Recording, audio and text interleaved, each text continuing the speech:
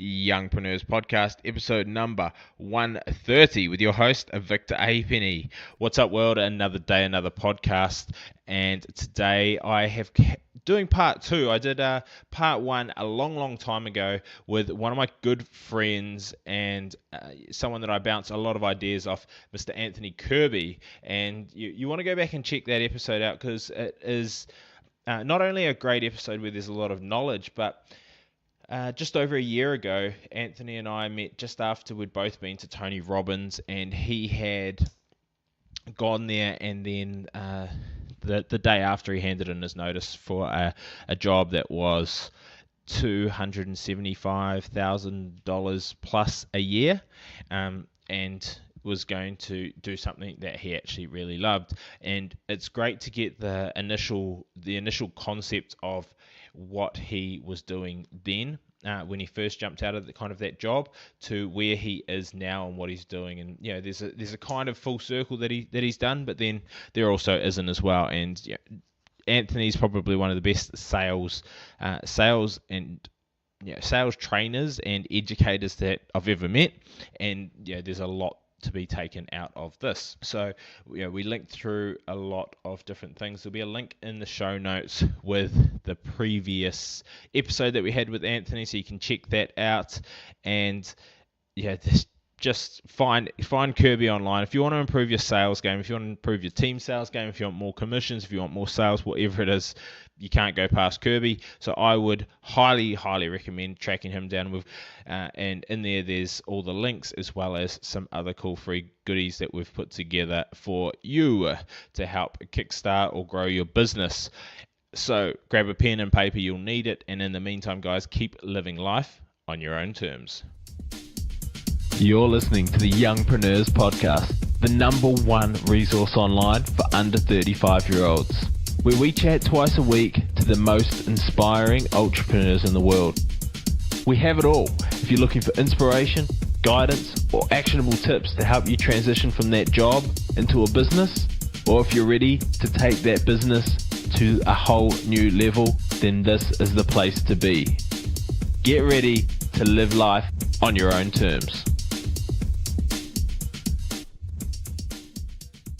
Youngpreneurs, what's up? It's Victor here, your host for another episode of the Youngpreneurs Podcast. I've got my good friend here, Anthony Kirby, who you might remember from episode 62. If you haven't checked it out, make sure you do, because it is a pretty awesome episode talking about how he went to Tony Robbins, jumped out of the boat, left the working world behind, and had no idea. Well, we had an idea what he was going to do, but no idea how it was going to go. It had some pretty positive affirmations on how it was going to go. Sounds about right. So, welcome back, mate. Good to have you, mate. Thanks for having me on the show again. It's been a bloody big journey since then, since episode 62. It seems like a lifetime ago, I got to say.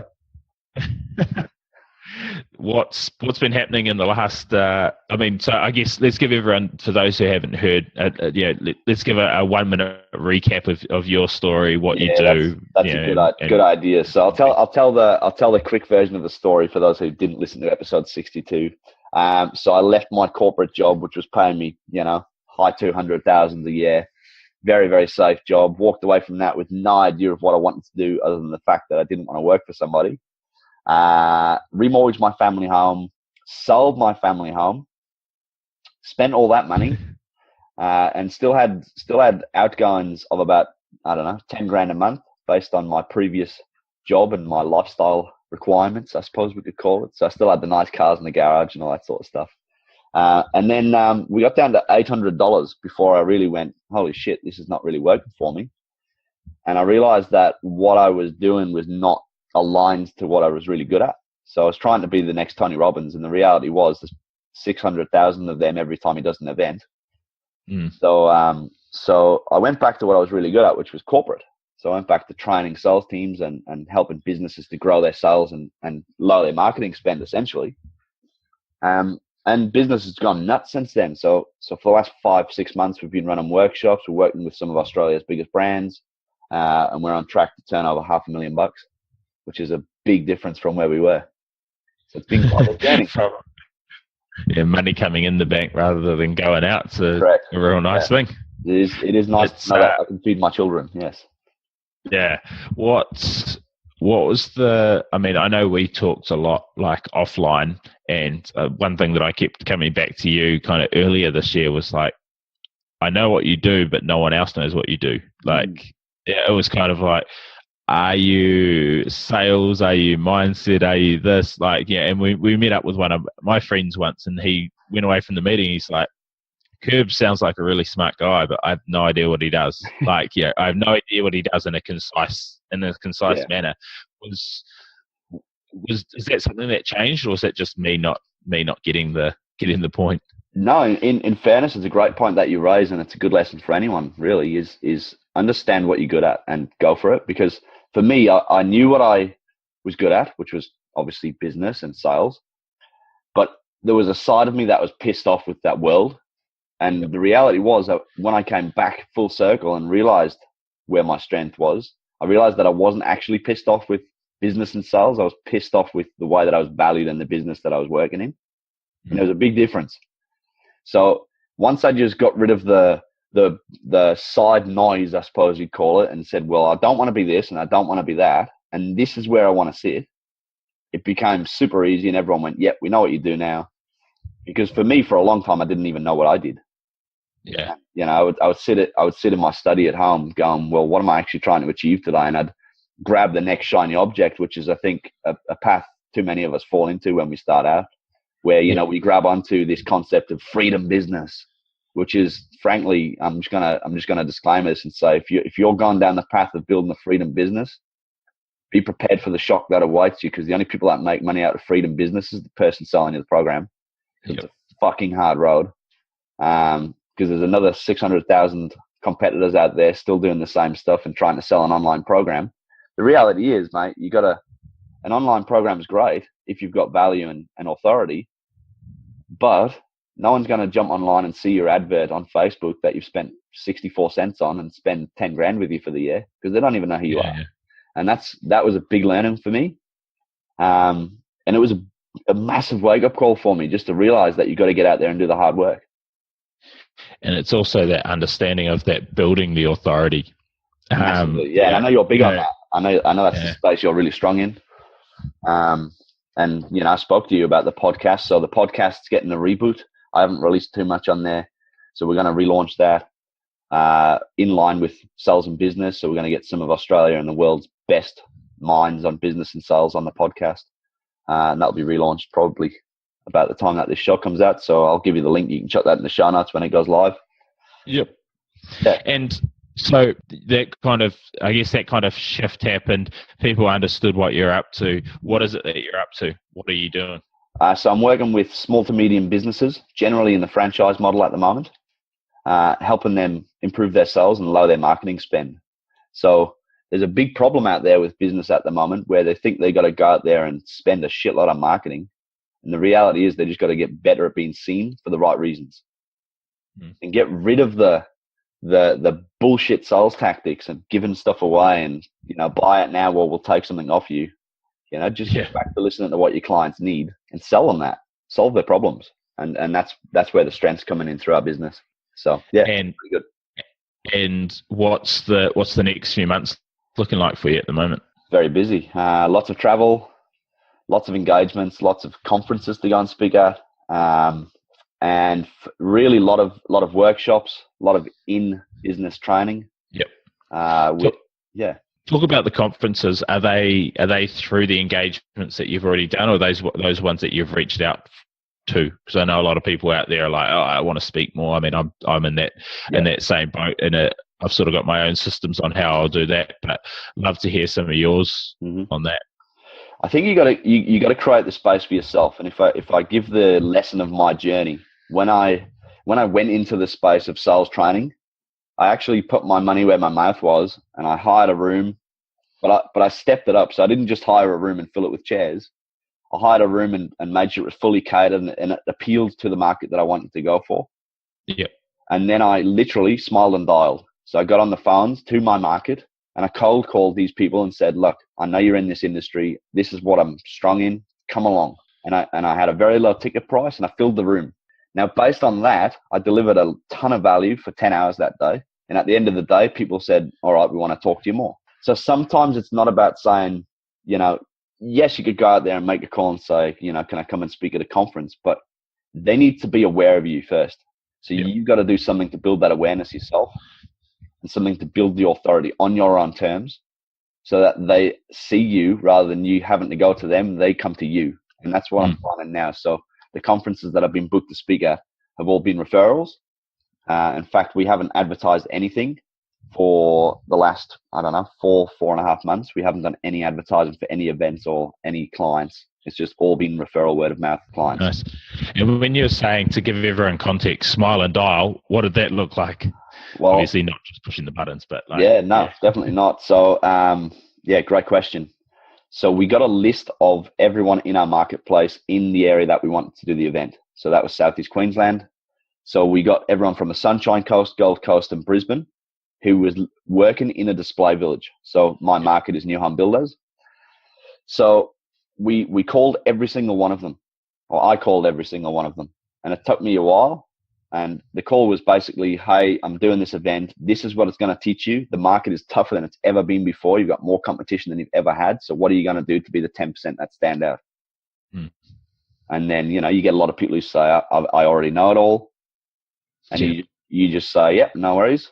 You won't be one of the 10%, and you move on to the next call. And that's literally how we did it. Yep. So it was a bit of a trial by fire because we hired the room and spent thousands of dollars to put the event together without having any tickets sold.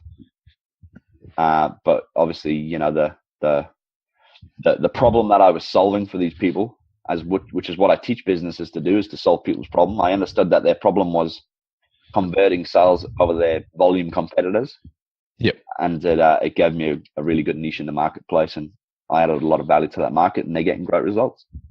Yeah. So what kind of results would someone get? So they've worked with you, they've been to something, and I don't know. Let's say they pay a couple of grand, a few grand to work with you. Yeah. What would I guess one place's expectations be, or some evidence of it? Because there's a lot of bullshit out there that is like, give me 10 grand and I'll give me 5 grand and I'll make you A, B, and C, and then it doesn't happen. But I mean, I guess in the new home build space, it's like, they have pretty decent commissions on sales and things like that. So one extra sale could be that. But what does it look like from the clients you've been working with? I'll give you a couple of examples without naming names, of course, for confidentiality reasons. But one business that is a very well-established business has gone from selling 6 houses per month in their local region to 26 per month, which is over the course of a 3-month period, which is a huge change in their sales team and their operations and how they process their clients and the problem that they're going to the market to solve.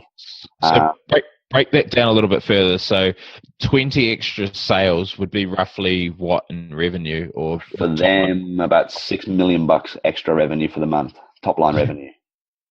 And then for a salesperson, what are they probably? So how many sales people did they have on their team?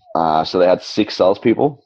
Yeah. So it's kind of averaging another 3 sales per person on average. For them, that would probably mean another $8,000 to $10,000 a month income. So you're turning them from a 5-figure and a medium 5-figure earner to a healthy 6-figure earner. Yeah, which is that's pretty awesome. Yeah. And I'm sure that, I mean, and is that it? Like, people work with you and you give them the magic bullet, and then can you add on to that? Like, yeah. So how I work, I've got a method, right? So the method's called the SLOW method, and what it stands for, there's really 4 pillars in business for me. And, everyone's got their take on this and everyone's got their opinion, but this is what I've found from working in businesses, that you've got sales, you've got leadership or authority, you might call it. You got operations, which is how you create a raving fan by moving them through your process. And then the last part, which is very important to me, is work-life balance. Yeah. Because it's all well and good to go and build this great business, but the reality is, if you can't enjoy the results of it, then why did you start it? Yeah. So for me, they're the 4 that I focus on when I go into a business. So the first thing we look at is really sales and leadership, because they're hand in hand. So if you're not an authority in your space, you're going to struggle to get sales. Yep. You're going to struggle to sell at the price that you're valued at. All right. And I know you're big on this, and I know you talk a lot about this. So you have to become an authority in your space by demonstrating that you solve the problem, and then you've got to be able to convert the opportunity with the sale. And then once you've got it, you got to actually deliver on what you're promising. So you got to make sure your system works. Yeah. So don't overpromise. So I look at all of those things, and then I look at it and say, well, all right, well, let's plan ahead. If we get this result, what are you going to do when you get there? Like, how are you going to celebrate that? What are you going to do with your money? What are you going to give back? How are you going to go and spend your time? How are you going to grow your business so that it becomes not a job where you've bought yourself a job, but it actually becomes a business that you can remove yourself from for 3 months of the year and it still runs? Because the reality is, and I'll use this, and I know the term entrepreneur is used everywhere now. Yeah. The reality is, for me, what I've learned is that an entrepreneur, I don't think you've got the right to call yourself an entrepreneur until you understand how to not only buy yourself a job, but how to grow a business that runs without you, but then how to do that multiple times. Yep. Right. And at the moment, I see so many people in the market where they say, well, I'm going to start a business, or I'm going to enter this business. And you've bought yourself a job, and it's a bloody expensive job. Yeah. You give up a lot to get it. Right. And I know you and I have both been on this journey. Yep. But it's moving to that part of saying, well, now I've got a business. And I mean, you look at your job. You went from $250,000 to minus 250,000. Yep. Say it's like a fucking expensive job. Very expensive, and not only that, mate. Because everyone looks at finances, but look at the other things it costs. You know, like my relationship struggled. It was bloody hard on my wife. It was hard for me to get some level of flow or flexibility in my life so that I could actually enjoy my family time. Yeah. I use the word trying. I hate the word trying because it implies that you don't do anything. But you can't try and get wet when you jump in a swimming pool. You either jump in or you don't. Yeah. So, you're throwing a lot of mud on the wall. That's exactly right. And I was really doing that. I was pedaling so hard and gone nowhere because I was just trying. I was aiming to grab onto that one golden thing, and it doesn't bloody exist without doing the hard work. That's what I found. That's one of the biggest lessons I would take from the journey that I've been on, and one of the biggest lessons I would share with anyone listening is that you got to go out there and do the hard work. You got to. Like, there's no way around it. And so, what is we spoke about 9 months ago. So, I mean, I think when we'd been talking, you said, the aim is to try and turn over $1 million a year, and hopefully that'll come. But let's say we're in November 2016. What does the next 12 months look like for you? Next 12 months for my business, I suppose we're in a situation where we can look to scale the business internationally. Yep. And bring on more business consultants with our system. And the work that we're doing now is really fine-tuning the results, giving us the evidence and the case studies to move forward in that way to a wider audience outside of Australia. So that's what the next 12 months looks like for my business, really, is saying, well, how do we go to America? Because there's a big new home market there, and obviously that's the niche that I generally operate within. And how do we educate more business owners on getting more out of their life other than just working in their business? Yeah. Because, I mean, you know my story about my dad dying and all that stuff. And it's a big part of why I did what I have done, is to spend more time with my family and be there for my little boy and my daughter. So, if I can help business owners around the world to understand their business in a more thorough manner and understand how to make it work for them. And there's this thing that I say a lot, and I say you got to build the business to suit your life, not your life to suit your business. Because so many people start out with this intention of saying, I'm going to have more time off, I'm going to travel, I'm going to do videos on beaches in Koh Samui saying, look at me, here I am, this is the life I've built. But once you dive in, it's like completely different. And you look back to the other side and you go, what the hell happened there? This is not what I expected. Yeah. And it's getting back to that reason why you've done it. And what is your intention in your business, and getting back to that and making that the priority. Well, it was really interesting you say that. Like James Rose, we were talking one day, and he said it wasn't until he left his job and started his own business that he realized he didn't love traveling. Mm. He likes going places to snowboard, but he said the only reason that he was like, I love travel, like I want to travel more, was because he associated it with not being at work more so than I want to be traveling all around the world. And I mean, it's not saying that he doesn't like going to a new place. It's just like living out of a suitcase for 3 months, traveling around somewhere doesn't entice him as much as what he thought it would, because there's no, I'm coming back to work at the end of this. I'm still running my business and I'm doing what I actually like. I can do that if I want, but I'd prefer to just go for 2 weeks on a snowboarding trip to Japan And switch off. Yeah, and switch off, and rather than be like, oh my god, I have to come back to work. Which is, it's quite an interesting concept as well. Like, you know, when you kind of think about it, like I saw the other day there was like a $40 million lotto draw, and I'm like, wonder how much would change. Like, how much would change from what I'm doing, what I aim to do and what I really want to achieve, versus where I am currently now. Like, I think some things would, just from the scalability that the money would allow you to do. Yeah. But I wouldn't be going, cool, I don't have to chase this anymore. I don't have to try and tick this off. I'd probably just bring some people on to fast track it ridiculously. But you still got to put in the hard yards for it. So that's right. I mean, the money doesn't take away the hard work. No. Would anything change if you were to have $40 million in your bank account tomorrow? I don't think it would, to be honest. I think it just as you said, I think it allows you just to streamline how you're going to get there. But I'd still want to get there. I don't think, I'm not the kind of person to say, look, I've got $40 million. I'm going to go and play lawn bowls for the next 40 years of my life. Yeah. I just couldn't imagine not helping people out there in the way that I'm helping them right now. Like, I see the difference that I'm making, and I want to do that on a much bigger scale. And that's all it would allow for me. It wouldn't really change how I look at the world at all. And type A personalities aren't really ones who are happy to sit on a beach. No. I get bored after about 30 minutes, and I got red hair, so after about 32 minutes, I'm like a lobster. So either way, I'm not sitting on the beach for very long. It's like Tim Ferriss said. It's like, you can only go to so many beaches and sip daiquiris on so many before they all look the same and do the same thing. Like, That's it. I mean, I'm not trying to bag travel by any stretch. I love going to new places and discovering new things. But as you say, like, I can read a book on a beach, and then I'm like got the shits after a couple of chapters and go for a swim, or maybe learn to swim or something.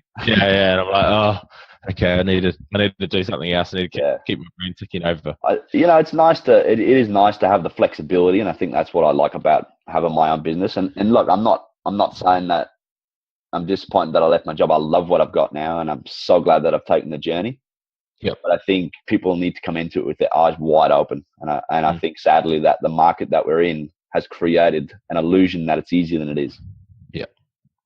And I mean, it's kind of accentuated with network marketers as well, thrown in the mix. Yeah. Not that I'm saying it's a bad thing at all.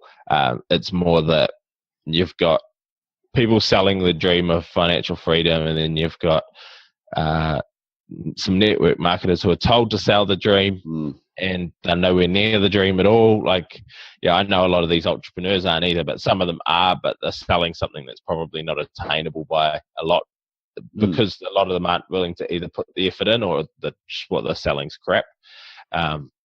It's a pretty scary market for anyone out there listening. But in saying that, it doesn't mean don't educate yourself. It doesn't mean don't go out there. It means that you've got to implement shit. Just learning it's not going to make you the money or the time or the freedom that you're really wanting. Yeah, mate, that's so true. I mean, you can watch all the webinars in the world and listen to all the gurus who've said they've sat on the beach and made 30 grand and realized that they could do this and blah, blah, blah, blah. But the reality is, like, I mean, your product has to have value. Like, if you're coming to the market with, I help people, like, I read their horoscopes for them and help them for the next 12 months, and I teach them how to do that for themselves. I mean, there's not a lot of value in that. And unless you're living on, a ration pack every week, it's probably not going to sustain you for very long. And it's not going to give you a lot of fulfillment because you're going to batten your head against the wall a hell of a lot. Yeah, just doing the same thing over and over again. That's right, yeah. So let's round up a few things. So you've next 12 months looking at scaling. Is it still staying in the same industry? Yeah, for now, yep. Look, Yep. I obviously see a huge scope for the system that I'm using, the slow method. It applies to any business. Yep. I'm very mindful of where my strength is. Yep. However, I am attracting clients from outside of that industry now because of the results I'm getting. So we'll see where the journey takes us. And certainly happy to entertain and have a conversation to see if I can add value to somebody. Yeah. Yeah. Cool. And any awesome books, resources, anything that you've been taking in recently? I've been listening to Ben Simkin, his new podcast. Some good stuff on there.